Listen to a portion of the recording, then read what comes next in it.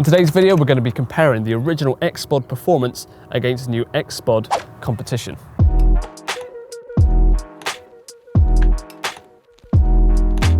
So first up, the actual size and capacity difference between the original Performance and the new Competition. So first of all, as you can see, is the size difference. Actually, if I put it down here, you see it better on that camera. Size difference is quite an obvious thing. Much smaller, of course. Slightly different style in that the vanes aren't fully sort of molded into the design of the SPOD itself. They're more separate, but other than that, they're pretty much exactly the same, just a bit smaller. But to give a bit more of an accurate representation of the capacity, I'm now going to do the very laborious and probably quite time-consuming task of filling these with boilies, then counting out how many boilies each of them hold. So we'll speed up the camera for that, starting off with the Performance one, and then moving over to the Competition. So there, that is now filled to the point I can just about close that door, squashing probably one boilie. I'm now going to count them all out.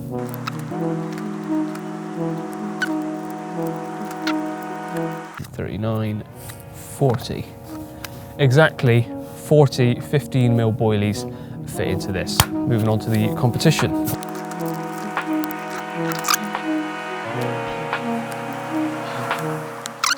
And there is, that one took 25 boilies, so 15 boilies difference between the original Performance and the new Competition. So a little bit less bait, and of course that would be the same if you went down to 10 mils or 12 mils, it would still hold a different amount. But for 15 mils, you get about 15 boilie difference. So if you wanted to put a little bit less bait out there, then obviously go for this one, or vice versa, a bit more go for the Performance. So as you've just seen, the capacity difference of these two SPODs. Now we're going to use that in relation to actual distance achieved with each of them, starting off with the original SPOD and then switching over to the new smaller one. To start with, I've got the 12-foot 4-pound SPOD rod from Wolf, and then we're going to use it on a 10-foot 3.5-pound SPOD rod from Wolf. I'm guessing before doing this test that the 12-foot is going to be slightly better suited to the bigger SPOD, because you assume that a bigger rod is going to be a bit more hefty for the larger size, and this one's going to feel better with the 10-foot. But we're about to find out. Going to do 3 casts with each rod, with each setup, wrap them out, average it out and see what distance we're getting on both the 12-foot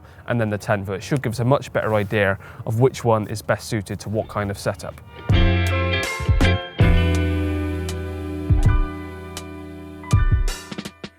So we've just averaged out my 3 casts with the original SPOD, and I got 106, 102 and 98. So a perfect average of 102. That was my last cast, is what I managed with the 12-foot 4-pound SPOD rod. So we've now switched over to the newer, smaller version, and let's see what I can get with this one. Remember, if you like this sort of content, then please subscribe to us and ring that bell so you don't miss any future uploads from us and you'll be notified. And also follow us on Facebook, Instagram and Twitter for regular updates.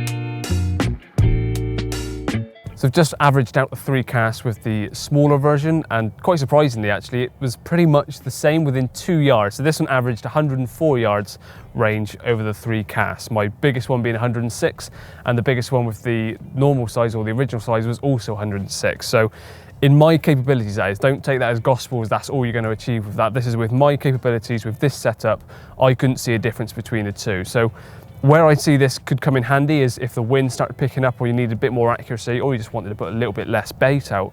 This one may come in handy, but for a bit more bait and that same sort of range, then the original one probably is still going to work for you. But that's on the 12-foot setup. We're now going to move over to a 10-foot setup, do exactly the same test once again, and see if we can see any kind of difference between the two. So we're now set up with the 10-foot 3.5 pounds, so a bit softer, but it should mean that with the length and the different test curve, it should be, I would have thought, easier to compress. But let's see how it performs with the larger SPOD.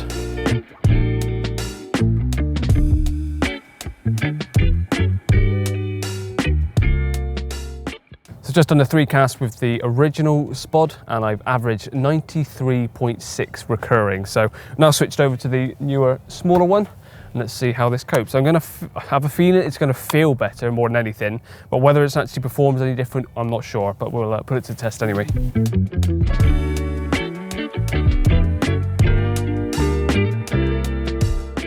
So I've just done the final 3 casts with the smaller version on the 10-foot rod, and I got 2 98-yarders and 100 yards. Nearest makes any difference around the 99-yard mark. So compared to the larger spod on this setup, which got 93.6, I think it was, this got 99. So a few extra yards, nothing huge in comparison with the actual distance achieved. And that's the same with the first test with the 12-foot rod as well. So I think the main thing to take is that it performs pretty much just as well as the larger version as well, which is a good thing because it means that you're not having to pick or choose between the two on their capabilities. They're both just capable.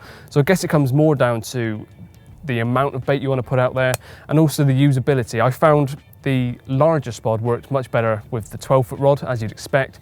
Bigger weight, bigger rod, better casting capabilities. In the right hands, I'm sure you'll be able to cast further with the larger spod than you would with the smaller one. But moving over to the 10-foot spod rod, which is becoming more and more popular, people having smaller setups, smaller spod rods, this one felt a lot more natural using because it just seemed a better balance with the capabilities of the rod, my capabilities and the size of it. So although I was hitting virtually the same distances, felt a lot more user-friendly with the smaller one. And I can't keep reiterating enough that's with my capabilities. If you're an out-and-out caster, you probably cope fine with the other one. But for me, this one, the competition spod, I think the reason it's called that is because it feels a lot easier to use. You can repeatedly cast this one out at those ranges. Yes, it may be a little bit less bait, but it's not going to fatigue you as much as perhaps the bigger one would. That is my conclusion from this test anyway. So you've now seen the capacities of the new competition spod and also how they perform in relation to the previous and slightly larger performance spod. But it's worth noting how these are actually built and how they work if you haven't seen these before. So the X-SPOD, both this and the larger performance version, work on the same basis of using magnets. So there's no mechanism in there that can get gunked up. If I open that up like so, you can see there's magnets all the way around, splits into 4 vanes. That deploys your bait on impact. It's also worth noting with the smaller one that bend the vanes out like so when you first get it, just to make sure that it opens up nicely. Otherwise it might be a bit too rigid on the first few uses. But once you've done that, it makes them much more malleable, I suppose, and able to open up fully and deploy your bait perfectly every single time. And as I was saying, with the lack of mechanism on this, using magnets, nothing can gunk up the system. I found these to be much more reliable and consistent opening.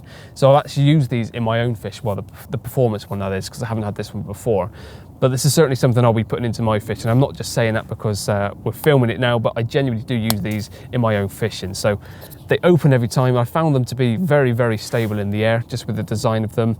Impact resistant. The materials are used the same as the previous model, so they're high quality, thick plastic. Just because this is smaller, they didn't want to skimp on the build quality, so it's still just as rigid and durable as the previous model.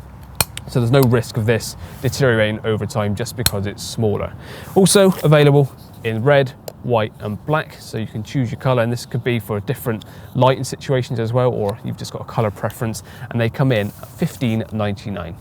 So there you go, everything you needed to know about the new X-SPOD competition, especially in relation to its bigger brother, the Performance. A lot of it is down to personal preference on your setup, how much bait you want to deploy, so that's your choice really, but there you go, that's the 2 in the range that you can pick from right now. For more information, please do head over to the Wolf website and to pick one up as well. But remember to subscribe to us, ring the bell if you haven't already, and follow us on Facebook, Instagram and Twitter for regular updates. But for now, cheers for watching, and I'll see you again soon.